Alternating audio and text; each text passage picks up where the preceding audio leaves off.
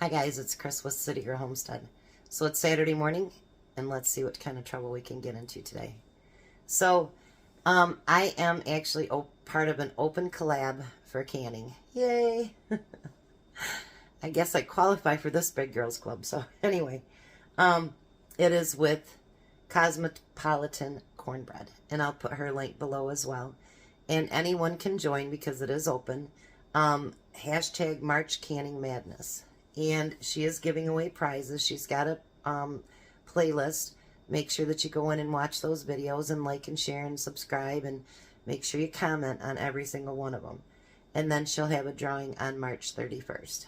So I am so excited to do this because, as you guys know, I've wanted to do a canning collab for a long time.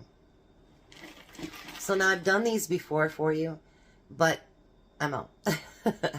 So I'm trying to can things that I'm out of or close to being out of, and that I need to restock my pantry.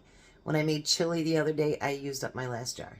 So, you know, you don't realize how fast you can go through some things that you can, you know, especially beans and vegetables and fruits and jellies and jams and whatever. You never realize how fast you can actually go through all that stuff because it's yours. You know what's in it. And so before you go off grabbing, you know, a can of something else, you grab yours because you know what's in it. And like, I know the salt content, I know everything that's going into that jar. And I think that nowadays, especially, it's really important for us to know what's in there. So we're going to make chili beans again. All right, so let's bring you over here. Now, something I always forget to mention, and actually watching one of her videos, it made me think I really need to make sure that I mention this too. All my jars are clean. I just washed them again. Even if you just put them back in the basement or wherever you store them, make sure that they're washed and they're clean, because this has your product in it. I just automatically do it, but I didn't think to mention it. So I am this time. All right, so the first thing you're going to do is you're going to do a scant cup. So that means don't round it up, nothing, because this is the dry bean method. And you're going to do 1 cup for quarts, and you're going to do a 1/2 cup for pints.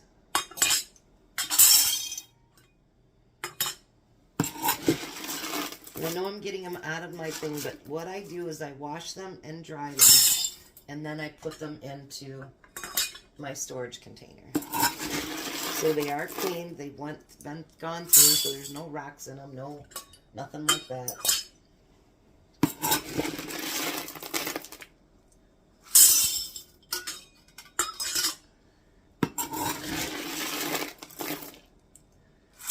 Alrighty, so there's our cup of pinto beans. Now the next thing we need to do is, I'm going to add them in first, is we need a cup of diced tomatoes.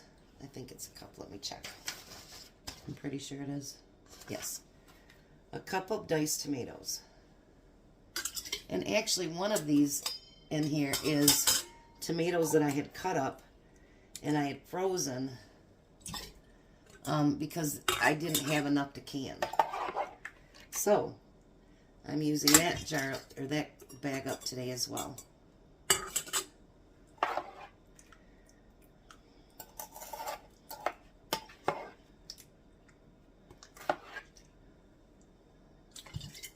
Let's get a cup in each one of these. I might have to open up another can.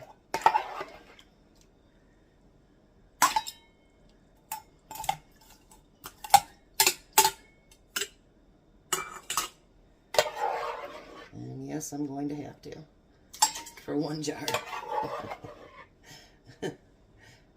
Alright, 1 second, guys. Now the next thing I'm going to add is not in the recipe, but I would like to add it. So I'm just going to add a small handful of onions to every one of my jars. And you don't have to do that, but I really love onion in my beans. So if you want to add it, you can. I'm not adding that many. Because, you know, when I make my chili, I fry the, I fry onions with it, with the meat anyway. So I don't want a whole lot, but I want enough that it gets that taste in there, you know, like it, because onions really do season a lot of things. Add a few more here and there, because no point in wasting that little bit of onion. Yes, I'm a messy canner, so I've got onions everywhere, tomatoes everywhere. It's just who I am. And you know what? To be a good canner, it doesn't have to be clean all the time. I mean, your area has to be clean, but, you know, if you make messes, that's okay. You know what? It's fine. All right, so now we're going to add our spices. So the first thing we're going to add is half a teaspoon of cumin in each jar.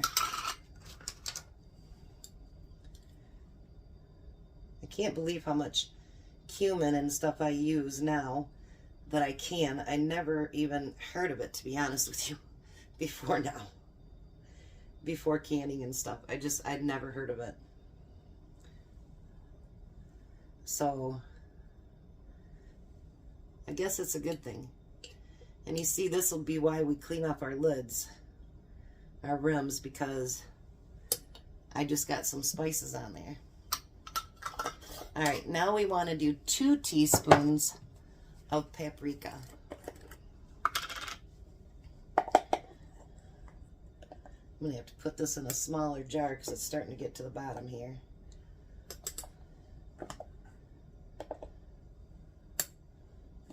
That's like paprika's another one. I hope that, you know, if you guys don't can and you're thinking about learning to can, and there's something that you specifically want to see, and if it's something I will use, I will can it. Just like I did the bean video for Lauren, I will do a video for you guys. Because I know that learning to can is so scary. It really is, because you hear all the horror stories and all that other stuff. And honestly, canning is pretty safe as long as you do the steps that you need to do.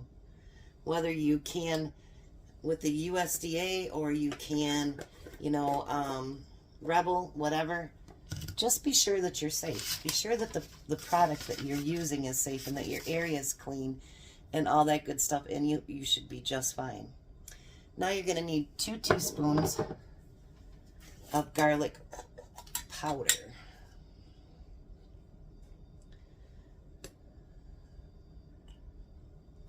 And these beans, you guys, I'll tell you, I used to buy my chili beans at the store, and I don't anymore. I truthfully love my chili beans, and I don't buy them at all anymore at the store. I don't.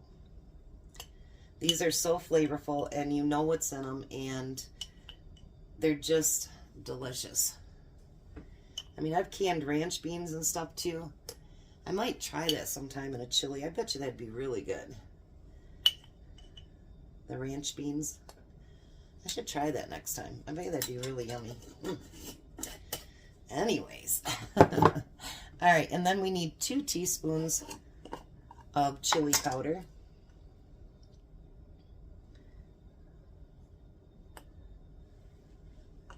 In my pretty jar there. I love the you know, the cool old jars. That's why I buy them at the auction, you know, because I know it sounds really, really weird, but it feels like every time you use one of those jars, you've got a piece of history. And you have to think, you know, and I love new jars too, don't get me wrong. But, you know, you think about how many families that jar has fed. You know, how many babies' bellies were filled because of that jar. You know, and honestly, it's a good feeling. And that's one reason I like the old jars. I know, I'm weird, but that's okay. All right, now you need a teaspoon of salt, which, you know, if you don't want to add that, you don't have to, but I figure a teaspoon with a big old jar, I really don't think that's that much. Now, if I was making it for Courtney's mom or something, I would not add salt to it at all. I keep telling her, let me know what vegetables you want, and I'll can them because they're on a no-salt diet. And I think we've talked about that before. The low salt, you guys, has still got a lot of salt in it. And then we're going to do a teaspoon of onion powder. I know I used onions, but I didn't use that many, so I won't make it a like full teaspoon. And now I'm using the granulated onion powder. It doesn't, I miss making my own, but it doesn't get as clumpy. And I do like it a little bit better. All right. So now what we're going to do, let's get that out of the way. We're going to get some water. And we're going to fill that all the way up to the inch head space. All right, let's move it out here a little bit so you can see it better. And then what I'm going to do is, you don't have to, but because I'm dry canning my beans, I want to make sure that they're nice and safe. So I'm going to stir them up so that everything gets in between those beans. Then we're going to take and wash up our rims. I just use water, unless it's something greasy. Then I use, see, look at that. I got all those spices all over it. Then I go around the sides too. And when you're doing this, make sure you feel for any, I'll wash it off again, but for any chips, and believe it or not, you can feel that through your napkin. You really, truly can. Now I'm going to do one of my 4-jar lids. What did I do with my rings? There they are. I have such a small workspace, you guys. And then you're going to, for those of you that never canned before, you don't want to wrench down on your jars, because if you do, that lid will buckle. You just want it finger tight. Let's do one more, and then I'll finish up the rest of them.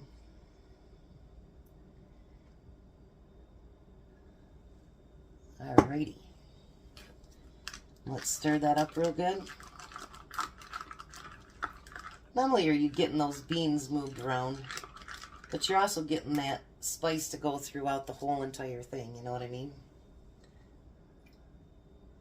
So let's get that cleaned off real good.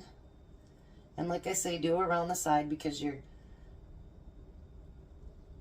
going to want all that clean. You don't want anything that's nasty. And when you get done, you know, you always wash. You can take these rings off, and you can actually wash them right in your sink of water, soapy water. So I'm going to get all 7 jars done, and then I'll be back and show you what the next step is.